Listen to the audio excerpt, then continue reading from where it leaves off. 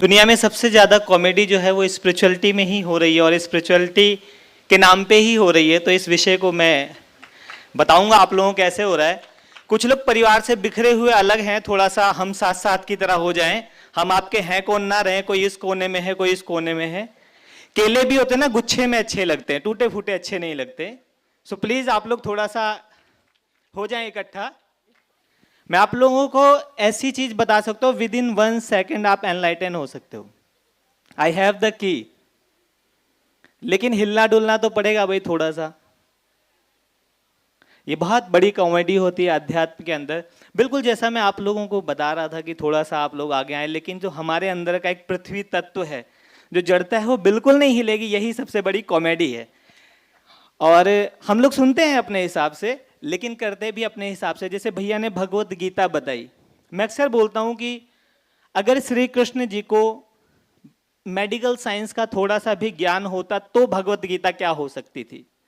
अर्जुन कह रहा है जी मेरे को घबराहट हो रही है, थोड़ी सी बेचैनी हो रही है, शरीर कांप रहा है और कुछ समझ नहीं आ रहा है। श्री कृष्ण बोलते these all symptoms are low BP. Arjun तेरा बीपी लो हो गया है भैया, और कुछ नहीं है, क्योंकि बीपी लो होने में आप घबराहट में कुछ समझ नहीं पाते। लेकिन आध्यात्मिक तौर पे अर्जुन का बीपी ही लो हुआ, दैट कॉल भाव प्रज्ञा, इमोशनल इंटेलिजेंस उसकी खराब हो गई थी।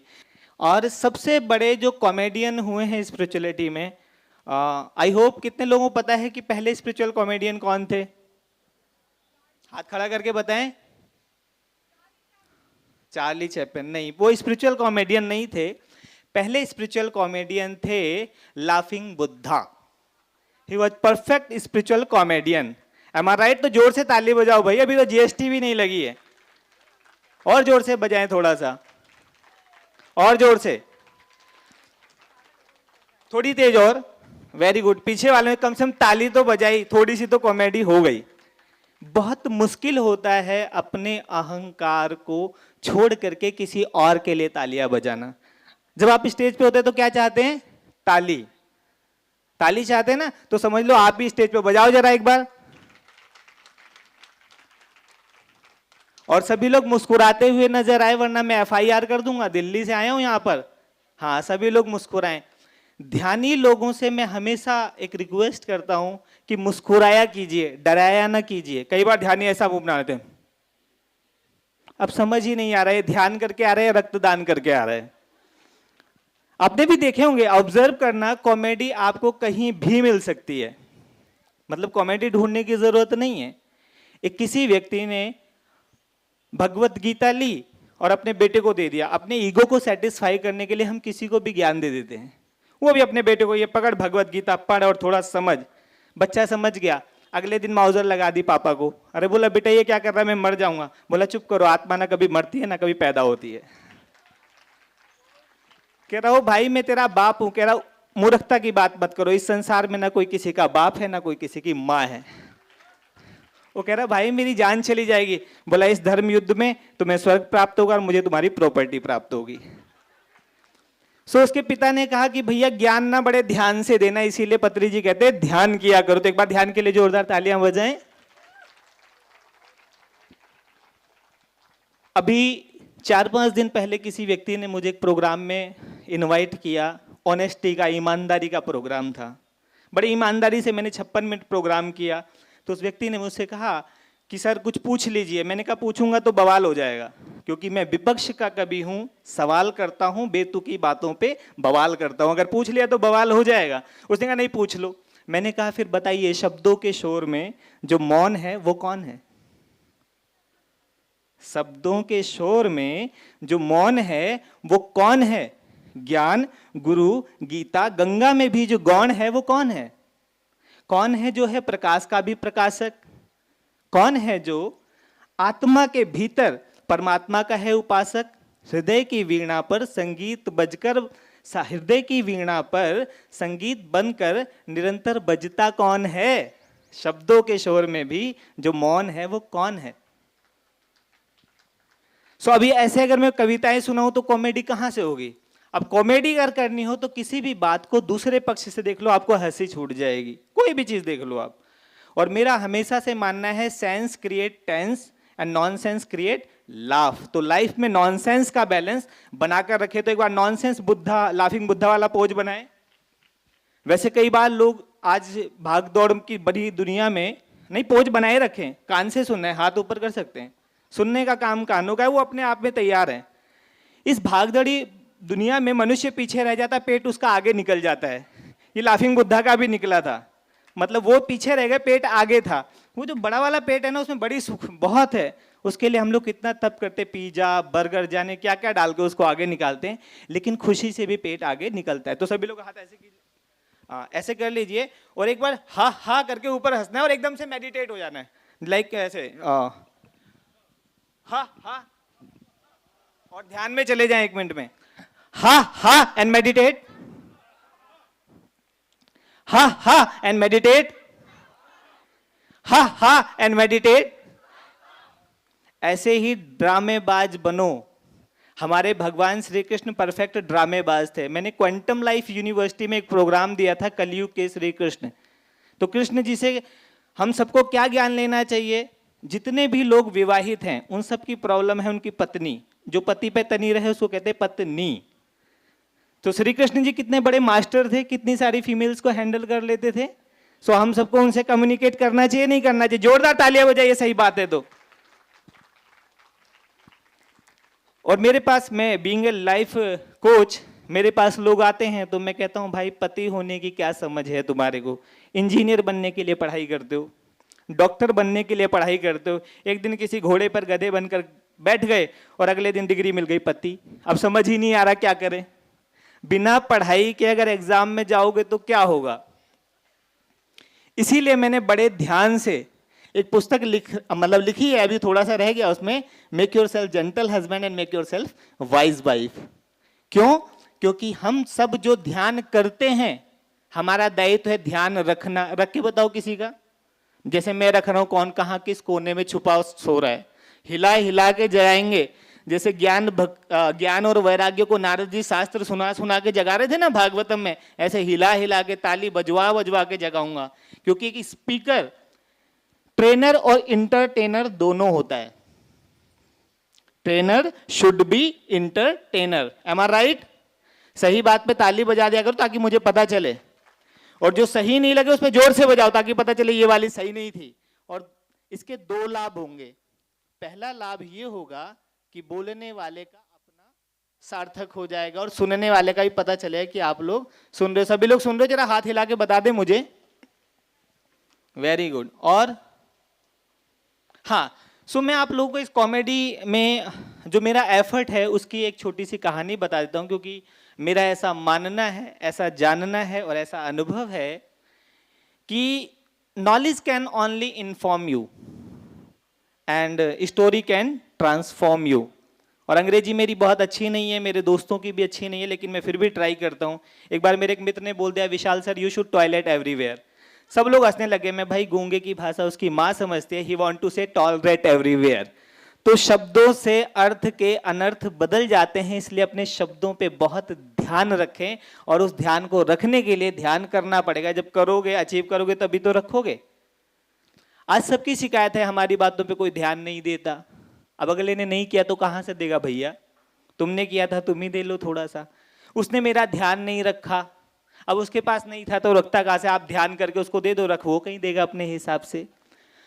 तो जो मेडिटेटर हैं वो इरिटेटर नहीं होने चाहिए। I have seen many oh my God, कितनी गंदी एनर्जी थी।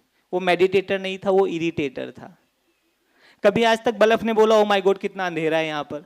एक छोटा सा बल्ब, बटन दबाओ, ऑन। तो मेडिटेटर को इरिटेटर नहीं होना चाहिए, मेडिटेटर को स्माइल करता होना चाहिए। और सभी लोग जानना चाहते हैं, मैं 1 मिनट के अंदर एनलाइटन होने की विधि बता सकता हूं।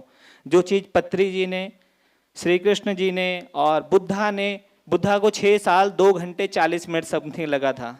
कैलकुलेशन एक्यूरेट हो सकती है और नहीं भी हो सकती है, लेकिन मैं बोलूंगा तो आप उसको प्रूफ कैसे करोगे कि मैं गलत हूं? आपने कौन सा नापा है? सो मैं वो टेक्निक आप लोगों को बता सकता हूं कि आप 1 मिनट के अंदर एनलाइटन हो जाओगे। मुझे मेरे गुरुजी से मैंने कहा कि गुरुजी ये साधना वाधना अपने बस की नहीं है। मेरा एक बहुत प्यारा भजन था, मेरे सदगुरु दीन दयाल शरण तेरी आया मैं। और मुझे कर दो माला माल, शरण तेरी आया मैं। बी ऑनेस्ट, क्योंकि सत्यम परम धीमहि, सत्य बोलना चाहिए। दूसरा, ज्ञान ध्यान मुझे जचता नहीं है, योग जाप मेरे बस का नहीं, अब तुम खुद ही करो कल्याण, शरण तेरी आया मैं। मेरे गुरुजी ने भी एक बार तो दीवार में माथा मार लिया होगा, लेकिन बोले कुछ नहीं कि कहां से मिल गया मुझे टेढ़ा व्यक्ति। जो आपके टेढ़े मेढ़े शिष्य हैं वही नाम रोशन करते हैं। मैं आपको बता दूं, सीधे लोगों से कुछ होता नहीं है, टेढ़े, इसीलिए हमारे श्री कृष्ण जी टेढ़े होके खड़े होते थे। टेढ़े काम कौन करते हैं? टेढ़े लोग। और टेढ़े लोग ही टेढ़े को सीधा करते हैं। उल्टे को और उल्टा करो तो क्या हो जाएगा? सीधा। तो सभी लोग जानना चाहते हैं कि विद इन 30 सेकेंड में कैसे एनलाइटन होते हैं। यस करके बोलो और जोर से। अच्छा, कहीं पीछे ऐसे बोल रहे कि इतने सारों के यस में हमारा भी चल जाएगा, सुन तो हम भी लेंगे, हमें कौन सा अलग से पॉइंट आउट किया जाएगा। बहुत चतुर है मनुष्य, बहुत चालाक है। भर्तृहरि जी ने तो यहां तक कहा है निर्वाण शतक के अंदर कि ज्ञान किस किस को नहीं देना चाहिए। पहला, वो जिसको लगता हो कि वो कुछ जानता है, जिसको जानने का अहंकार, उसको ज्ञान नहीं दिया जाता। दूसरा, जिसको किसी भी पद का, किसी भी प्रतिष्ठा का अभिमान हो, उसको भी ज्ञान नहीं दिया जाता। तीसरा, वो जो मूर्ख आदमी हो उनको तो बिल्कुल ही नहीं दिया जाता, क्योंकि गीता दी थी अभी, आप लोगों ने देख लिया क्या हाल होता है मूर्ख को ज्ञान देने से। चौथा, उसको भी नहीं दिया जाता जो बिल्कुल जड़ हो, ना हिलता हो ना डोलता हो। कई लोगों को मतलब स्पीकर की हालत खराब हो जाती है, कई लोग ऐसे हो जाते हैं, अब स्पीकर का सारा एनर्जी वो चूस रहे हो, तो स्पीकर ऐसे आगे पीछे वो खींच लेते हैं उसको, उसका गला सा पकड़ लेते हैं। अगर लिसनर जो है वो स्माइल ना करे तो बोलने वाले का गला दब जाता है। यहाँ सब स्पीकर है, थोड़ा थोड़ा बोले, कितना मुश्किल होता है लोग। और हर कोई दो दो आंख से 200 गुना घूर घूर के देख रहा होता, अब बोल तू, ये तो मुझे पता है। गीता के तो सारे पता है मुझे, रामानंद सागर ने वर्ड बाय वर्ड रटवा रखा है, और बाकी विवेक बिंद्रा जैसे और कितने स्पीकर सब भगवत गीता ही रटा रहे हैं। तो स्पीकर बोले क्या? इसलिए स्पीकर को कुछ नेचुरल बोलना चाहिए, कुछ ऐसा जो उसका अपना हो, जो सहज हो। तो भर्तृहरि ने जब इन सबको मना कर दिया तो उसके मन ने बोला, भाई अब ये ज्ञान आ गया है तो दे किसे? ध्यानियों और ज्ञानियों से पूछो एक्सपीरियंस सुनाने के लिए क्या हाल है। सच में कई लोग तो चेक फाड़ के दे देंगे, चेक पकड़ो मेरा एक्सपीरियंस सुन, ऐसा भी होता है। क्यों? इतनी एक्साइटमेंट होती है सुनाने की, रस आता है बताने में, अपना अनुभव बांटने का बड़ा मजा है। तो फिर राजा भर्तृहरि को उसकी चेतना ने बताया कि ज्ञान उसको देना जो उसका पात्र हो, जो आए समर्पण भाव से बैठे, चेहरे पे उसके सरलता, मधुरता, समर्पण, और एक चीज होनी चाहिए, बताइए क्या? मुस्कान। वेरी गुड, ताली बजाओ इस बिटिया के लिए, पीछे से बोल रही है। वैसे मैं लक्की बहुत हूँ, स्कूल में भी जब मुझे कुछ आता नहीं था तो मेरे दोस्त पीछे से एक पर्ची पकड़ा देते थे, जैसे उन्होंने कह दिया। और जो मैं आप लोगों को बताना चाह रहा हूं, या जो मैं आपको बता जाऊंगा, आई गारंटेड 4 वेद, 6 शास्त्र, 18 पुराण, 64 उपनिषद, 16 स्मृतियां, 9 दर्शन, अहले हदीस, गुफ्तगू खुदा, कुरान मस्जिद, गुरु ग्रंथ साहब, धम्मपद, और जितने भी स्पिरिचुअल स्क्रिप्चर हैं उसमें कहीं भी वो टेक्निक नहीं दी गई, क्योंकि वो टेक्निक सिर्फ मेरे गुरुजी ने मुझे बताई थी। अब बता दूं मैं? एक्साइटमेंट हो रही है सब लोगों को? कई तो अभी सोच रहे हैं आए कुछ तो ऐसा होगा, एक बार हम भी ध्यान करके देख ले, क्या पता हो। कितना ही ध्यान करके देख लो दिखाई नहीं देगी, क्योंकि वो चीज दिखाई देने वाली है ही नहीं। जैसे मैं हमसे ऐसा बोलता हूं कि कुछ ऐसा बोलो जो बोला ही नहीं जा सकता। कभी ऐसा कुछ बोला है जो बोला ना जा सकता हो? कभी खामोशी को सुना है? ऐसे ज्ञान ना आपको पिक्चरों में मिलेंगे। शाहरुख खान की एक मूवी है, उसमें ये विजडम है, हमने वो सुन लिया जो तुमने कहा ही नहीं। अब बताओ सुना कैसे जब हमने कहा ही नहीं? लेकिन इज इट पॉसिबल? इसको बोलते हैं एनवीसी, नॉन वर्बल कम्युनिकेशन। आप सभी लोग देख के मुस्कुरा रहे हो, मुझे सुन रहे हो। कुछ लोग मुंह बना के इधर देखने लग जाए, कुछ लोग मुंह बनाकर उधर देखे, मुझे सुनाई दे जाए कि आपको कोई इंटरेस्ट नहीं है सुनने में। बिना बोले भी बात को कहा जाता है। तो फिर मैं आप लोगों को वही एक्सरसाइज कराने जा रहा हूं जिससे आप विद इन 30 मिनट में एनलाइटनमेंट हो जाएं। सोचो एक बार अभी आप एनलाइटन में हो जाए, आपके किसी के 4 हाथ निकल जाए देवता की तरह, किसी का चक्र वक्र हाथ में आ जाए, तो कैसा हो? एक बार इमेजिन करके देखो, 1 मिनट के लिए आंख बंद करो, देखो अपने अपने, अगर आप भगवान बन जाए तो क्या होगा? अच्छा, सारे भगवान हो जाएंगे तो पूजा पाठ कराने वाले की प्रॉब्लम आएगी कि कौन करे। जब सब बन जाएंगे रानी तो कौन भरेगा पानी? हाँ, सारी रानियां नहीं चाहिए, पानी भरने वाले भी चाहिए, लेकिन फिर भी मैं आपको ये एक्सरसाइज बता देता हूं। आप लोगों को सिंपल सा एक काम करना है, पहले गहरी लंबी सांस भरें। अच्छा ऐसे नहीं, ऐसे खींच के नहीं भरना। गहरी का मतलब होता है, जब मैं कई बार बोलता हूँ गहरी लंबी सांस, तो पूरा फेफड़े पे जबरदस्ती खींच सांस गहरी करनी है उसको। गहरी सांस का मतलब होता है बहुत सरल सांस लेना। जब आप सांस लें तो सांस ऐसे बिल्कुल धीरे से अंदर उतर जाए, जैसे टीनेजों को अपोजिट, जैसे लड़के हैं उनको लड़कियां उनके दिल में उतर जाती हैं, ऐसे सांस इतने धीरे से उतरे कि आपको पता भी ना चले। ऐसे सांस आपके भीतर जाए जैसे किसी बनियों को नोट की गड्डियां गले में रखते समय चुपचाप रख देता है, कोई हलचल नहीं होती है। सांस को इतनी गहराई से भीतर लें जैसे कॉपी करने वाले चुपचाप एक पर्ची लेके कॉपी कर लेते हैं, किसी को पता भी नहीं चलता। सांसें इतनी सहज, इतनी सरलता से जाएं, उसको गहरी गहरी लंबी सांस का मतलब ये नहीं होता कि एफर्ट वाली सांस लें। तो सभी लोग चेहरे पे मुस्कुराहट लाएं, बहुत अच्छी वाली मुस्कुराहट लाएं, जैसी सेल्फी में लाते हैं वैसी वाली। हाँ गुड। आंखें बंद कर लें, धीरे धीरे सांसों को भीतर लें, लेते जाएं लेते जाएं लेते जाएं और होल्ड कर लें और फिर धीरे धीरे छोड़ दें। अभी एक भैया बता रहे थे, अब आंख खोल लें, हो गया, इतनी देर में हो गया ध्यान। एक भैया सिगरेट के लिए बता रहे थे कि हमने सिगरेट छोड़ दिया। आप लोगों को पता नहीं, सिगरेट वाले प्राणायाम करते हैं, गहरी लंबी सांस लेते हैं, होल्ड करते हैं और फिर छोड़ देते हैं। प्राणायामी तो कर रहे हैं बेचारे, वो अग्नि को साथ लेकर के। उनको बोलो इसकी जरूरत नहीं, वैसे भी उतना ही आनंद आएगा। सच में वो सब प्राणायाम करते हैं, बड़ा स्ट्रेस रिलीफ होता है। कभी तनाव हो, खाम खामे ऐसे लो, मुंह बनाओ और गहरी लंबी सांस लो, होल्ड करो और फिर छोड़ दो, आपको वैसे ही रिलीफ हो जाएगा। क्योंकि अक्सर लोग किसी बुराई को छुड़ाना चाहते हैं। मैं कहता हूं बुराई को छुड़ाओ मत, अच्छाई को पकड़ा दो, बुराई आपे ही नहीं छूट जाएगी। M I right? सही बात है। सो अब मैं आप लोगों को वो टेक्निक बता देता हूं। अच्छा, ये टेक्निक को मैं बार बार ऐसे करो जैसे वो सीरियल वगैरह में क्लाइमेक्स आने से पहले इतनी सारी ऐड दिखा देते हैं, ऐसा ही हो रहा है ना कि अब बताएंगे अब क्या होगा, अब क्या होगा। तो ये टेक्निक है, आपको मुस्कुराना है। मुस्कुराइए, और बड़ा मुस्कुराइए, और बड़ा मुस्कुराइए, और बड़ा। ये जो लिप है आपके कानों को टच कर जाए, बस इतनी सी बात। जैसे ही ये आपकी मुस्कुराहट कानों को टच करेगी, आप ऑन द स्पॉट एनलाइटन हो जाएंगे। कीजिए कीजिए कीजिए एक बार सारे लोग, बस इतनी सी बात है। मेरे गुरुजी ने मुझे बताया, मैंने कम से कम 15 दिन ट्राई किया। मैंने गुरुजी ये हो नहीं रहा। क्या बेटा, साधना करनी पड़ेगी। मैंने, आपने तो कहा था साधना, कह रहा वही तो मैं कह रहा हूं, साधना अपने आप हो जाएगी, तो रोज मुस्कुराया अगर। तो जब आप लोगों को एनलाइटन होना हो तो कुछ नहीं, मिरर के सामने खड़े हो जाओ, एक दूसरे, दो लोग एक दूसरे के मिरर बन जाओ प्लीज। एक दूसरे की तरफ देखिए, एक बंदा, अच्छा एक एक ही को देखेगा, ठीक है। आपको इनकी मुस्कुराहट देखनी, कान तक टच हुई कि नहीं हुई, और दूसरे को पहले वाले की देखनी है। देखिए एक बार, मेरे को नहीं देखें भाई, अपने मिरर को देखें। सब लोग मेरे को देख रहे हैं, गलत बात है। हाँ वेरी गुड। कितने लोगों की किसी की टच, कान तक टच करा दो, एक तो कम से कम एनलाइटन करा के जाऊं। मैं यहां से दिल्ली से एनलाइटन कराने आया हूं, बस कान तक जाने चाहिए।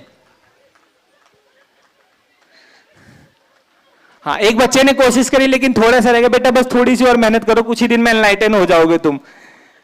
मैं चाहता हूं कि हर घर में एक एनलाइटन मास्टर दे दूं, इसीलिए मैंने टेक्निक इन्वेंशन करी है। सो मजा आया सब लोगों को? अब मैं एक छोटी सी स्टोरी के बाद अपनी बात खत्म करूंगा, क्योंकि मेरा यह भी बिलीफ है, कम बोलो, धीरे बोलो और मीठा बोलो। कम बोलोगे लोग सुनेंगे, धीरे बोलोगे समझेंगे, और अगर मीठा बोलोगे तो लोग मान भी लेंगे। आई होप आप लोग मेरी बात मानोगे और रोज मुस्कुराओगे। सो एक बार क्या हुआ कि जंगल के अंदर, इलेक्शन का दौर है आजकल, सब जगह इलेक्शन चल रहा है, इलेक्शन से ही सिलेक्शन होते हैं लोगों के। सो जंगल के अंदर इलेक्शन हो गया, और सब लोगों ने, जो मेडिटेटर थे, जितने भी ध्यानी थे, उन सब लोगों ने नॉन वेजिटेरियन बंदर को दे दिया वोट। अब शेर वेजिटेरियन है, इगोइस्टिक है, और जो बंदर है वो नॉन वेजिटेरियन है, किसी को नहीं खाता है, साग पात ही खाता है। एंड बंदर फुल बहुमत से जीत गया। अब जीतने के बाद क्या हुआ, बंदर का अपना उधर सेरेमनी हो रही थी, वो शपथ वपथ ग्रहण कर रहा होगा जंगल की देखभाल करने की। जैसा कि हम सब ध्यानी लोग रोज इस पूरे वर्ल्ड को सुधारने की कस्में खा लेते हैं कि आज ही बदल देंगे पूरी दुनिया को, आज सब ठीक कर देंगे, जो भी कुछ गड़बड़ है शाम तक सब ठीक कर देंगे, क्योंकि हमने मेडिटेट करके ऐसी पॉजिटिव वेव्स दिए कि बिल्कुल पृथ्वी हिल गई। आज कोई मेरे से बता रहा था कि पृथ्वी हिल रही है, मैं हिल नहीं रही, वो नाच रही है भाई खुशी से, इतने सारे ध्यानी आ गए यहाँ पर इसलिए वो नाच रही है खुशी से, हिल नहीं रही है। तो ऐसे ऐसे एक्सपीरियंस होते रहते हैं लोगों को। सो बंदर राजा बन गया। अब उधर शेर भी फ्रस्ट्रेट था। अक्सर जिनका ध्यान नहीं लगता वो फ्रस्ट्रेट हो जाते हैं। जो ईगोस्टिक लोग होते हैं उनको ये भी लगता है कि आज 5 ही मिनट मेरा ध्यान हो, उसने 15 मिनट कर लिया।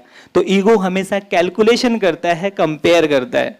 सो शेर ने भी क्या किया, एक बकरी का बच्चा पकड़ के गोदी में बिठा लिया। अब वो खा भी नहीं रहा और छोड़ भी नहीं रहा। उधर सारी जनता बंदर के पास गई कि महाराज वो शेर ने एक बकरी का बच्चा पकड़ लिया। बंदर ने कहा उसकी इतनी हिम्मत, हमारे राज्य में ध्यान महाकुंभ में बकरी का बच्चा पकड़ लिया, कहां है मुझे बताओ चल के। और बंदर कूद के आगे और सारी बकरियां पीछे, 500, 700, 1000, 10,000, 20,000, 50,000, हो सकता है लाखों बकरियां पीछे और बंदर अकेला आगे आगे। और बंदर ने देखा वो बैठा सामने शेर। लगभग 50 मीटर दूर से ही बंदर ने अपनी गति पकड़ी और एक छलांग मारी पेड़ के ऊपर, और फिर उस पेड़ से उस पेड़ पे, फिर उस पेड़ से उस पेड़ पे, फिर उस पेड़ से उस पेड़ पे, ऐसे लगभग 40 मिनट तक वो कूद फांद करता रहा। एक बकरी बोली महाराज बच्चा तो बचाओ। कह रहा चुप करो, बच्चा बचे ना बचे, हमारी भागदौड़ में कोई कमी हो तो बताओ। सो सेम हम लोग भी ऐसे ही बंदर, हमारा जो मन है ना बंदर की तरह इधर उधर उछल कूद करता रहता, हम सोच रहे ध्यान होती है और वो भी कहता है चुप करो, ध्यान लगे ना लगे, हमारे टाइमिंग में कोई कमी हो तो बताओ। बहुत से लोग मुझसे पूछते हैं कि जी ज्यादा लंबी देर तक ध्यान कैसे करें। मैंने भैया ध्यान लंबा और छोटा नहीं होता, ध्यान सिर्फ ध्यान होता है। ये लंबा छोटा जो है ना, ये साइज ध्यान में नहीं होता कि स्मॉल साइज का ध्यान है, ये मीडियम साइज का ध्यान है, ये लार्ज साइज का ध्यान है। ध्यान नहीं, ये फिर कपड़े लत्तों में साइज आया करते हैं। तो ध्यान जो है, जिस क्षण आप सहज सरल सौम्य होते हो उसी क्षण ध्यान हो जाता है। इस पे मैं 2 लाइनें आपको बोलूंगा, वैसे लिखी तो 200 है लेकिन बताऊंगा 2 ही क्योंकि समय पूरा हो रहा है। और आप लोग भी मेरे साथ दोहराएंगे, बोले रे मन मेरे श्वास पे ध्यान लगा। बोलिए रे मन मेरे श्वास पे ध्यान लगा। श्वास गुरु है, श्वास है ईश्वर, श्वास ना व्यर्थ गवा। रे मन मेरे श्वास पे ध्यान लगा।